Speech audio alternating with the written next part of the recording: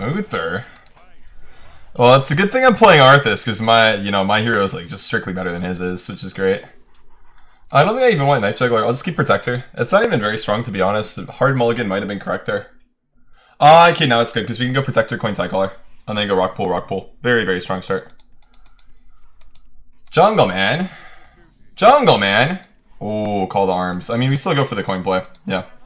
Every time. Because we have a good 2 into a good 2 into a good 4. Like a phenomenal 4, which is great. Whereas if we just play one of our 1-drops, we lose tempo on board. So I prefer this line of play, I think. The bonk, the bonk. If his hero powers are in a really good spot, he kept 2, so he most likely won't. He does. Okay, so we just jam that Rock Pool. I feel like it's fairly likely that he has... I'm going to trade as well. I feel like it's fairly likely that he just has the 3-2 weapon. He does not. Is he just playing... He's just playing Recruit's Paladin then. Okay. I mean, that's fine. Ooh, the Seer, though. The Seer is great here. Gonna Seer and again value trade. I think it's one of the most important things to do in matchups like this is just to play for board, value trade down. You know, especially in a Paladin mirror, playing for board is probably the best thing you could possibly do. Just go his face with that. That's acceptable. So we could Spellbreaker and then just value trade instead of going for Call to Arms. That may just be better here. It may just be better. Only issue is he gets a free trade there. What's the swing on 5 that beats that? I think that this play is probably the best, to be honest. It's almost never correct to not Call to Arms when you can. Maybe not. I mean, we still get a double trade. No, Call to Arms is still better. Especially because we can get the jugglers, right? Yeah, so let's just play Call to Arms and be smart. Okay, 1 juggle. And it's goes face, okay. Definitely not where we want it to go. It's all good, though. But our board's really tough to deal with right now, because he wants to clear the Tie Collar and he wants to clear the Juggler. And he only has 3 damage on board. He needs 1 extra. Next turn we got Chum, Rock Pool, Hero Power, or Spellbreaker plus Chum. But we're not floating crystals, which is awesome. Turn 5 for Paladin decks is usually a little bit awkward. Second Call to Arms, so that's really good here. Jailer and a Sea Giant. Holy shit. That is a play. Well, it looks like we got a good play to answer his good play, though. So let's play the second Call to Arms. Pull another Juggler. Juggler. Juggler. Juggler. Did not get the Juggler. Got the Protector, though. Protector's great here. Trade here. Gonna trade the Hydrologist there, then go Chum. And hopefully we smash that Shield mini bot. We did not. Okay. I mean, he could double trade it. We just go face, I think. We have a very wide board. This is tough for him to deal with. We're the one who's going to be the aggressor here, pushing damage in turn after turn. You could argue the double trade's good, but like you make the double trade to protect the Juggler. So I don't really see it being super beneficial just for that reason. Because we want our Juggler to live. Because the Juggler will beat like the recruits that he got out of the Dreadgult Stealer. Okay, so he's playing shitty muster for battle, it looks like. That's a really good hit. Like the best hit possible for him, because now his 8 attack minion can do whatever it wants. Yeah, so he goes for 6 mana shitty Call to Arms without the hero power. Oh my god, the double snipe. That's insane. That's absolutely nuts. I might just lose to that, to be honest. We really need to get Tareem now and just value trade down. Rock Pool, War Leader. Again, does not do enough. Definitely going to want to make that trade. I mean, it doesn't matter. The 2-2 goes into one of those for sure. That's all we know happens. We probably want to Rock Pool and War Leader. It's just whether we want to Rock Pool the War Leader or not. I think we want to Rock Pool one of these to get the value trades.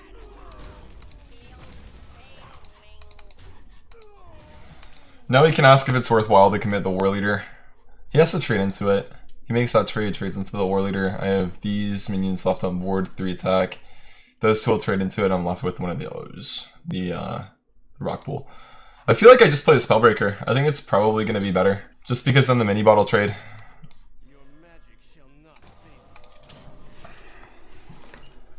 I still have Megasaur as well, so I could go War Leader Megasaur as well. It's one of the reasonings for sure too. Is just the fact that I can curve out better.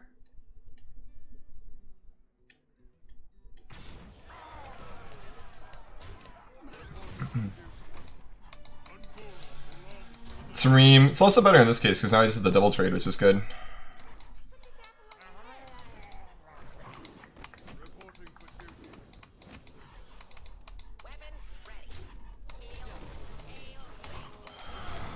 I think it's quite obvious we're not in a very good spot here. We're kind of getting outvalued by him. But that's the way this should work. I have to play really fast to win, usually. It's acceptable, though. I'll take the loss in this matchup, because the Sea Giant was such a big swing, right? It was really, really good for him. Okay. Let's see what he does here with 8 mana. I'll probably need Divine Favor into Terrain for me. Spread into Terrain. Muster for Battle is going to be one of those cards we just really want to pick up soon.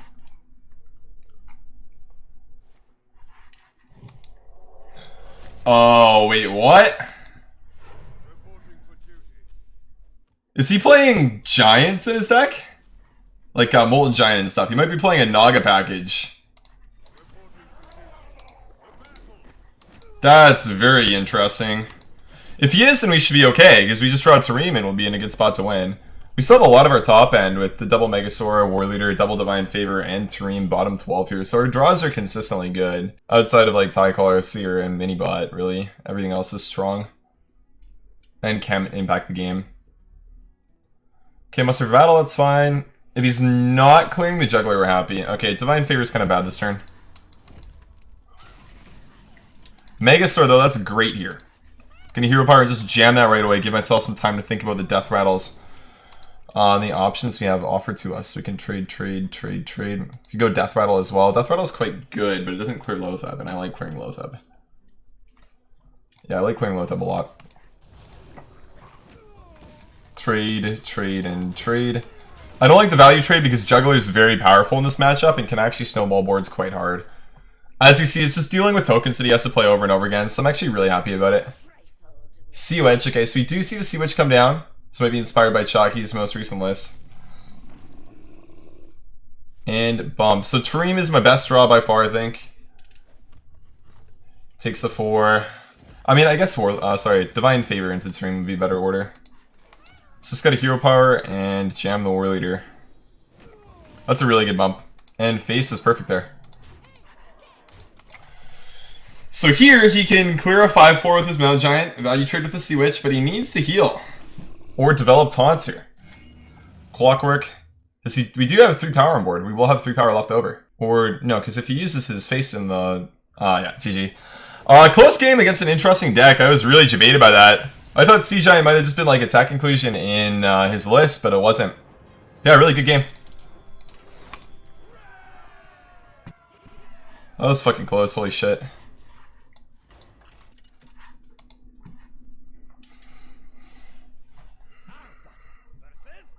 Okay, it looks like we get the Giants Paladin again.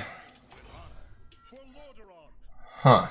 I don't really like Hydrologist. I think I'm gonna toss it. I like the War Leader and the Muster. Maybe not even War Leader with the Viofin. Yeah, no, I don't think I'd keep it. I think I just keep Viofin and Muster. Sea Giant's sort of the best cards for him as we saw last matchup. You can probably just keep that and say that it's gonna be active fairly often. Divine Favor is actually good in this matchup because he's gonna, more often than not, have clunkier hands than we will. So a lot of the time, his hands are gonna be kind of dead. Whereas ours won't be, so we'll be able to actually draw a lot with Divine Favor usually. Even though this hand's looking a little bit heavier than I would like it to be so far. I think it's okay. It's a very, very poor start for him as well. I do think we just go Coin Muster for Battle here. Most likely going to be a Chum Hero Power turn or another Muster for Battle. See what happens here. Very interesting deck list though. Maybe we do Muster again. It's interesting.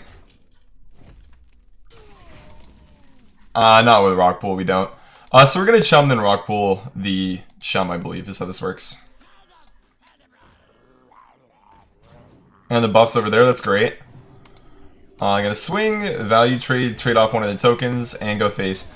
Again, the whole objective of this matchup for us is just to stay slightly ahead on board and try to win that way. It's probably called Arms he's hovering right there. Cap card. Yep, CTA.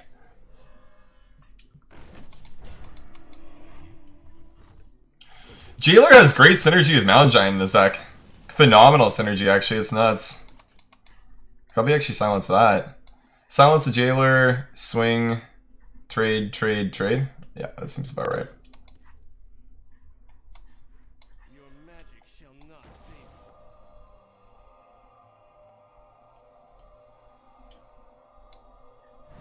I just don't want his hand size to be big. I know he can Naga plus Mountain Giants, but it's denying 3 cards that he can play in future turns, so I think it's fine.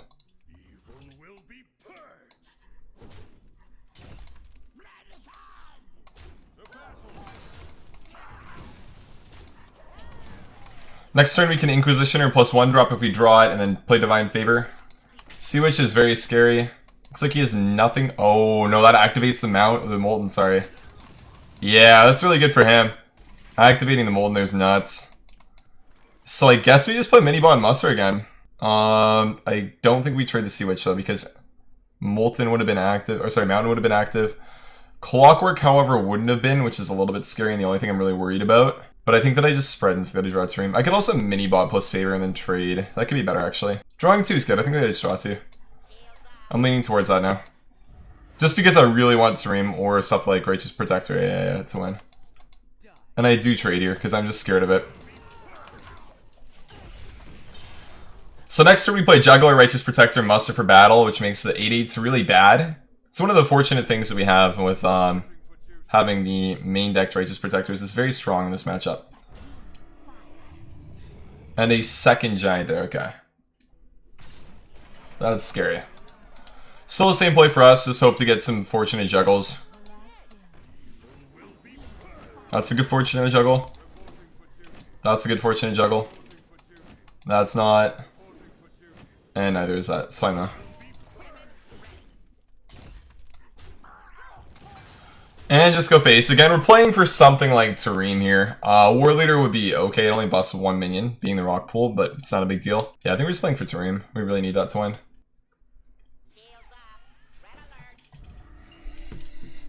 Red alert. Second Sea Giant. It's hilarious how free those are in this matchup. Might even be something that you consider running in this deck, actually. And here we just see that we're dead. We have no outs, I don't think. 9, it goes to 11 if we go face, and then 12 if we go face again. Yeah, we're not even close. Bottom right, buddy. GG. And we have food in 3 minutes. Nice.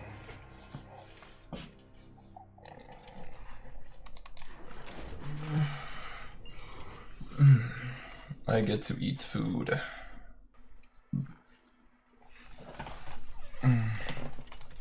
Okay, hopping into game now. Rank 9, oh my god. That was scary. So we like Tide Caller. Definitely like Tide Caller. I don't think that I want Chem or Tareem though. I keep Chem if it was likely that I got triple 1s, but and I get triple 1s, it's hilarious. It's not very likely that you do though, so I don't think it's really worthwhile to keep. But we have a 1, 2, and a 3 now. And we're on the play. 1, 2, 3, 4, beautiful. Problem being is the Inquisitioner is not necessarily the best 3-drop because you Inquisitioner hero power, and if the Tide Caller is removed by then, it's actually quite weak. But point of the matter is it still accomplishes something at the end of the day, and that's really what you want to happen here, is that you want your cards to do stuff. Minibot. Yeah. I think we can go for the Hydra, man. Take the Noble Sack. Avenge is, like, don't get me wrong, definitely a consideration as well, but Noble Sack plus Juggler is quite a strong play, so I think I like going for good plays.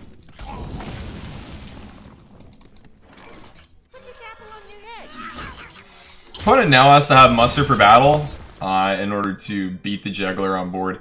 Otherwise, we gotta, you know, juggle with the Called Arms, and our 1-drop Noble Sack actually ends up beating. That's fine. Yeah, and then Murloc mirror, that's good. The 1-drop Noble Sack ends up beating his Minibot, actually, which is sweet. He understands that, plays around it. Righteous Protector is a really bad draw. It's one of the better cards to pull from Called Arms, but gonna go off, and hopefully we pick up another one. Chum and Tide Caller, okay. I definitely say that's below average. You're really looking for your Divine Shield cards, I'd say. It would be good if I had, like, a follow-up card that was decent. Get down, scary here. Like if I had, say, the Cold Light Seer, the War Leader, the Call to Arms, or sorry, not Call to Arms, the Gentle Megasaur, any of those that have make this a lot better, or made this a lot better. Nice thinking. You always clear the Juggler. You can't clear the Tide Caller. You have to clear the Juggler because you have 2 1-1s on board or you lose. It's a really unfortunate decision that he has to make. And obviously for him, not having a Call to Arms to answer our Call to Arms is not having a Call to Arms to answer our Call to Arms is quite bad. Inquisitioner. I think we just Inquisitioner, Minibot, Protector, Inquisitioner. We really just want to be ahead on board and win that way. Value trade, and then we'll think about the second trade.